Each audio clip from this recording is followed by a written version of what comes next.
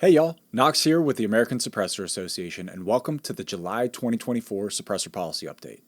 We are still waiting for a ruling by Judge Dugan in Illinois, but we do have a small update on the case, so stay tuned.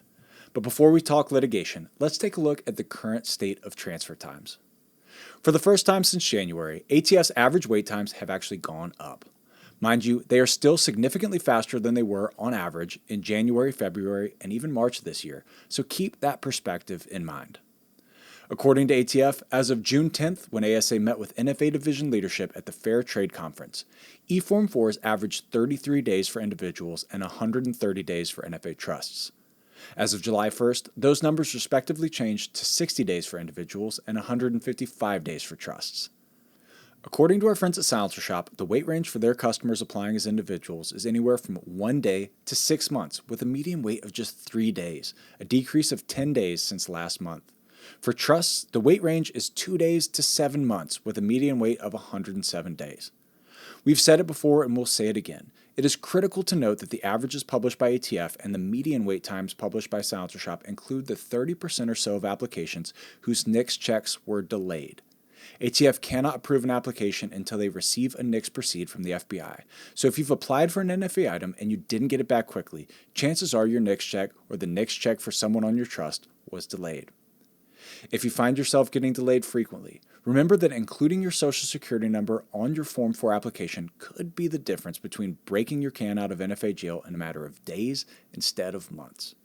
And if you have a non-prohibiting offense on your record, like jaywalking or minor in possession of alcohol from your college days, file a voluntary appeal file with the FBI. Once processed, they will issue you a unique personal identification number, or UPIN, that you should include on your Form 4 application as well. It's basically a way of telling NICS examiners that you are not a prohibited person.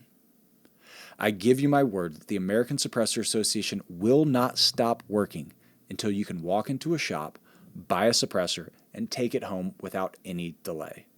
We believe suppressor ownership is a constitutionally protected right, and that the government should not be able to delay your ability to exercise that right, which is exactly why we are fighting so hard to eliminate wait times and make suppressors legal in all 50 states. For the first time in about a year, we finally have an update in Anderson v. Raoul, the ASA Foundation and Silencer Shop backed lawsuit in Illinois. For those of you who aren't familiar with Anderson v. Raoul, it is challenging the constitutionality of the state ban on suppressors in the Prairie State.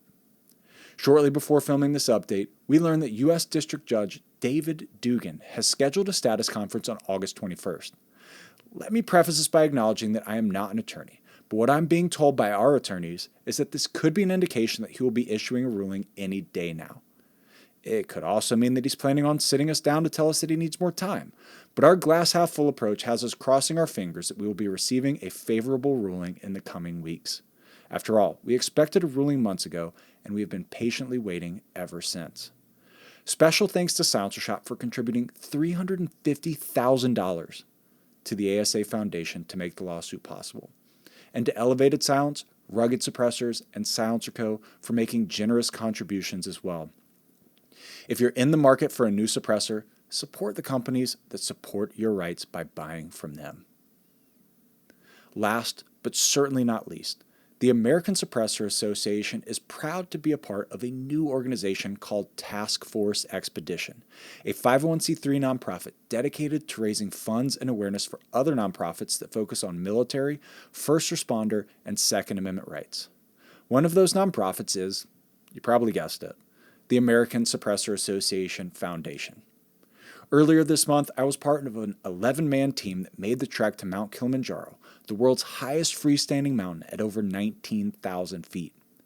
Sometime around October, Task Force Expedition will be releasing a documentary on our adventure with the explicit goal of raising money and awareness for all of the nonprofits involved.